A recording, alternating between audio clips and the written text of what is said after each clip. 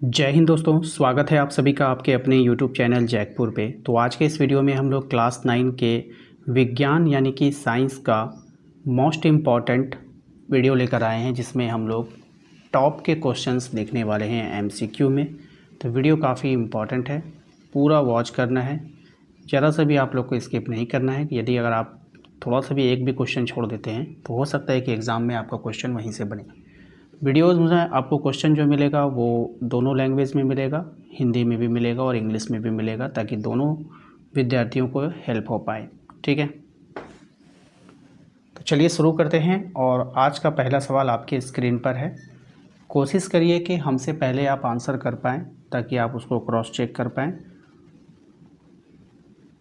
और चैनल पे जो लोग पहली बार आए हैं, चैनल को सब्सक्राइब करके घंटी वाले आइकन को ज़रूर प्रेस कर लीजिएगा, ताकि आने वाली हर एक वीडियो का नोटिफिकेशन आपके मोबाइल पे मिलता रहे। तो पहला सवाल आपके स्क्रीन पर, कोशिका की खोज किसने किया था? जो बच्चे इंग्लिश मीडियम में हैं वो यहाँ से इंग्लिश वाले क्वेश्चन को देख सकते हैं कि हु डिस्कवर्ड द सेल।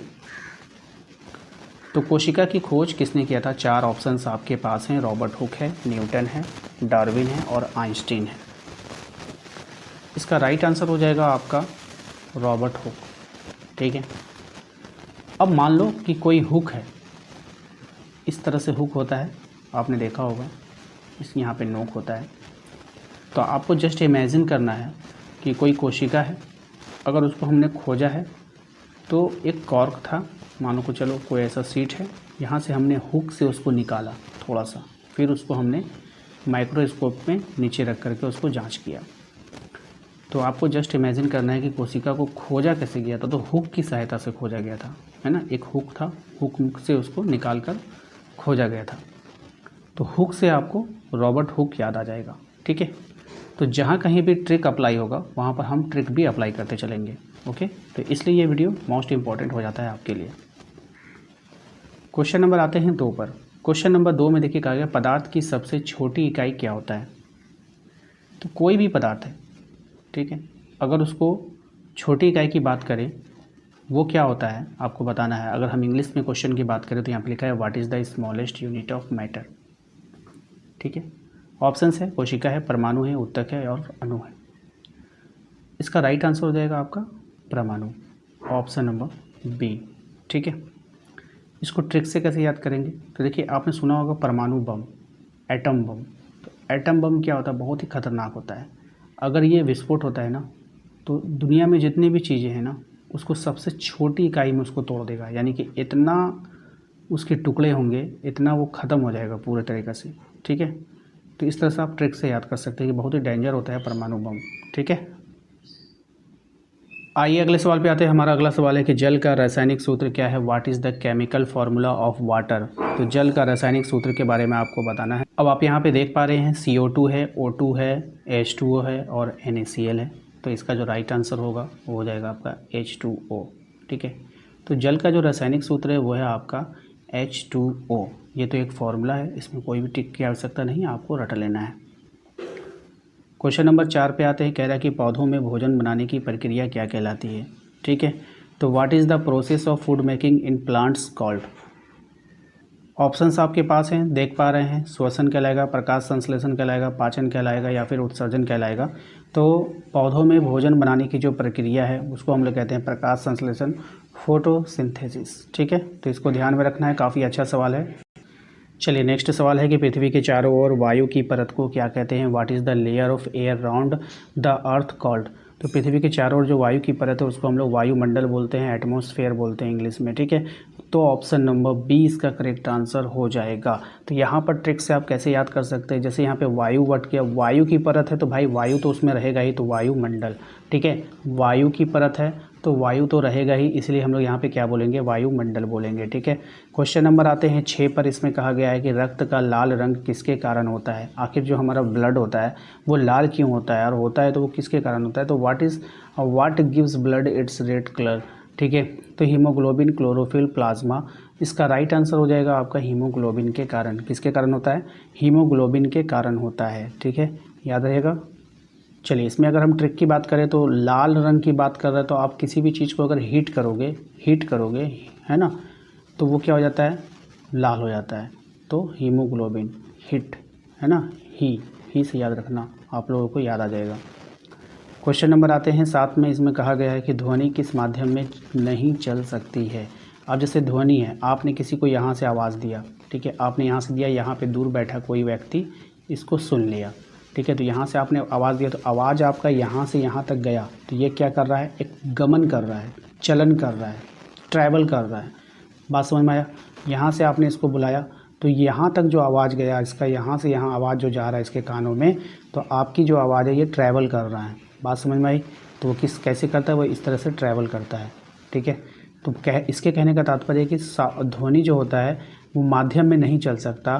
कौन से माध्यम में नहीं जा सकता, यानी कि ऐसा आप ऐसी जगह जहाँ पर जा कर के बोलोगे तो वो जो है वो सुन नहीं पाएगा, ठीक है। तो कहाँ पर होगा, निर्वात, यानी कि वैक्यूम, ठीक है। ये क्या होता है, मान लो कि मैंने एक शीशे का एक रूम बना दिया शीशे का, ठीक है।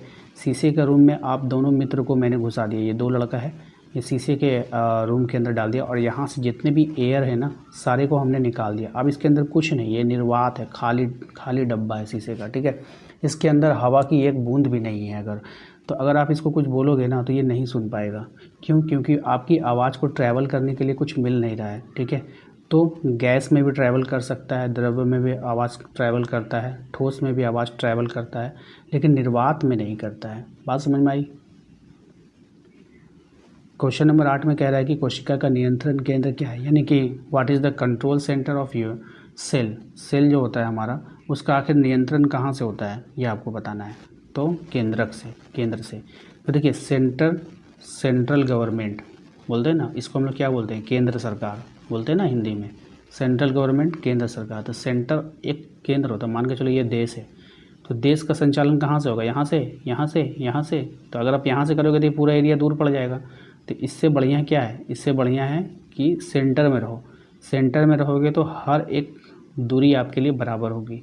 तो अगर आपको किसी देश को नियंत्रित करना है तो आपको सेंट्रल में बैठना होगा, बीच में बैठना होगा, सेंटर में बैठना होगा। तो वही चीज़ यहाँ पे केंद्रक, ठीक है, केंद्र में आपको बैठना होगा। क्वेश्चन नंबर आते हैं 9 पे। कह रहा है कि मानव शरीर की सबसे कठोर वस्तु क्या है। तो मानव शरीर में जितने भी तत्व हैं उनमें सबसे कठोर क्या है, तो दांत में जो हमारा एनामेल होता है एक दांत में, वो हमारा क्या होता है, कठोर होता है, ठीक है। बात समझ में आया। चलो, अब इसमें भी अगर आपको ट्रिक चाहिए होगा तो सीधी सी बात है, हमारा दांत का जो एनामेल है, एनामेल से आप एनिमल याद रखो कि एनिमल लोग जो होते हैं ना वो दिल के बहुत कठोर होते हैं, ठीक है। उसको दया में आएगा, जल्दी नहीं आएगा। इंसान को आ जाएगा लेकिन एनिमल को जल्दी नहीं आता है। आइए क्वेश्चन नंबर आते हैं 10 पे। इसमें कहा गया है एसआई पद्धति में बल की इकाई क्या होता है। देखिए यहाँ पे ऑप्शन है आपके पास, जूल है, वाट है, न्यूटन है, पास्कल है। तो इसका जो राइट आंसर हो जाएगा आपका न्यूटन, ऑप्शन नंबर सी, ठीक है। क्वेश्चन 11 है गति की एसआई इकाई क्या है। अब हमारा जो गति है, गति का एसआई मात्रक आपको बताना है। What is the SI unit of speed. तो ये हो जाएगा मीटर पर सेकेंड, ऑप्शन नंबर ए हो जाएगा, ठीक है। अच्छा, बहुत सारे बच्चों के मन में यह डाउट आ रहा होगा कि भैया ये जो आप पढ़ा रहे हो तो क्या इसको हम कॉपी में नोट करेंगे। बिल्कुल नहीं, बस एक ही वीडियो को आप पहले आप आज आपने देख लिया, फिर कल देख लो, फिर परसों देख लो, यानी कि 2-4 बार देख लोगे तो याद हो जाएगा। कोई भी आपको इसको उतारने की आवश्यकता नहीं है। चलिए नेक्स्ट क्वेश्चन है आपका कि ओजोन परत किस गैस से बनी होती है। तो हमारा जो ओजोन होता है, the ozone layer is made up which gas. तो ओजोन किससे बना होता है ये आपको बतानी है। तो हमारा जो ओजोन है वो O3 यानी ऑक्सीजन के 3 अणु से मिलकर बना होता है, ठीक है, यानी कि O3 होगा। और ये जो हमारा होता है ऑक्सीजन होता है, ठीक है, ध्यान रखना है।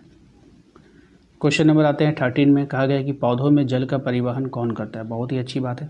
तो पौधों में जल का जो परिवहन करता है वो जाइलम। तो जल जो से क्या हो गया आपका जल, और जो से ही हो जाएगा आपका जाइलम। बात समझ में आया, कितना आसान है, रट लेना है। क्वेश्चन नंबर आते हैं हम लोग 14 पे। इसमें कहा गया है कि जीवों का वैज्ञानिक नामकरण किसने शुरू किया था। तो जीवों का जो वैज्ञानिक नाम दिया वो किसने दिया था, तो लिनियस ने दिया था। किसने दिया था, लिनियस ने, ऑप्शन नंबर ए होगा। ओके मेरे भाई। चलो क्वेश्चन नंबर 15 पे आते हैं। इसमें कहा गया है कि गुरुत्वाकर्षण का नियम किसने दिया। मोस्ट इंपॉर्टेंट सवाल आपके एग्ज़ाम के लिए। तो गुरुत्वाकर्षण का नियम दिया, ग्रेविटेशन का नियम दिया, किसने दिया, न्यूटन ने दिया है, ठीक है। जैसे कि हम कोई चीज़ ऊपर आसमान में फेंकते हैं और वो नीचे आकर के गिरती है, किसके कारण? तो पृथ्वी के गुरुत्वाकर्षण के कारण। ठीक है। क्वेश्चन नंबर 16, प्रकाश का वेग लगभग कितना होता है? ठीक है, यानी कि एक तरह से उसकी स्पीड बतानी है। What is the approximate speed of light, यानी कि लाइट का आपका लगभग में स्पीड बताना है कि कितना होता है। तो लाइट का लगभग में 3 गुना 10⁸ मीटर प्रति सेकेंड, यानी कि 3 × 10⁸ मीटर प्रति सेकेंड। इसको रट लीजिए, मोस्ट इंपॉर्टेंट रहेगा आपके एग्जाम के लिए। क्वेश्चन नंबर आते हैं 17 में। कहा गया कि श्वसन के दौरान कौन सी गैस निकलती है, यानी कि जब आप सांस लेते हो तो उस समय कौन सी गैस निकलती है? ठीक है, बताओ। तो श्वसन के दौरान कौन सी गैस निकलती नहीं है, ली जाती है। ओके मेरे भाई। Which gas is taken in during respiration, यानी कि श्वसन के दौरान जो है आप कौन सी गैस लेते हो? तो हम लोग ऑक्सीजन को अंदर लेते हैं। किसको लेते हैं? ऑक्सीजन को। अगर यहीं पे रहता क्वेश्चन में कि बताइए श्वसन के दौरान कौन सी गैस छोड़ी जाती है, तो कौन सी गैस छोड़ी जाती है? कार्बन डाइऑक्साइड छोड़ी जाती है। ठीक है, तो 2 तरह के क्वेश्चन आपके एग्जाम में बन सकते हैं, कौन सा ली जाती है और कौन सी छोड़ी जाती है। क्वेश्चन नंबर आते हैं 18 में। इसमें कहा गया है कि जीवमंडल में ऊर्जा का मुख्य स्रोत क्या है? What is the main source of energy in the biosphere. तो यहाँ पे जो ऊर्जा का मुख्य स्रोत है वो है आपका सूर्य, है ना। हमारा जो सूर्य है वो ऊर्जा का मुख्य स्रोत है। एक समान गति में वस्तु क्या करती है? तो एक समान गति में जो वस्तु होती है हमारी, समान समय में समान दूरी तय करती है। क्या करती है? समान समय में समान दूरी तय करती है। क्वेश्चन नंबर आते हैं 20 पे, और ये हमारा लास्ट सवाल है कि बताइए कि मिश्रण को अलग करने की कौन सी विधि है? ठीक है, कोई भी मिश्रण है उसको अगर हम अलग करना चाहते हैं तो इसमें कौन सी विधि को अपनाएंगे? तो फिल्टरेशन को अपनाएंगे, निस्पंदन को अपनाएंगे। ऑप्शन नंबर ए हमारा यहाँ पे करेक्ट आंसर हो जाएगा। ठीक है, ऑप्शन नंबर ए। तो आशा करते हैं कि आप लोगों को आज का ये वीडियो पसंद आया होगा। वीडियो को लाइक करना है, चैनल पे जो लोग पहली बार आए हैं सब्सक्राइब करके बेल आइकन को प्रेस कर लीजिएगा ताकि आने वाली हर एक वीडियो का नोटिफिकेशन जाए। साथ ही साथ आप हमारे व्हाट्सअप नंबर को मोबाइल में सेव कीजिए और व्हाट्सअप पर एक मैसेज कीजिएगा, आपको लिंक मिलेगा आपके व्हाट्सअप ग्रुप का, उसको ज्वाइन कर लीजिएगा, जहाँ पर आपका डेली क्वेश्चन आंसर करवाया जाता है। आपके ग्रुप में क्विज़ होता है, PDF दिया जाता है, सब कुछ वहाँ पे आपको उपलब्ध करवाया जाता है। तो व्हाट्सअप ग्रुप जरूर ज्वाइन कर लेना है। ओके, मिलते हैं नेक्स्ट अगले वीडियो में। Thank you.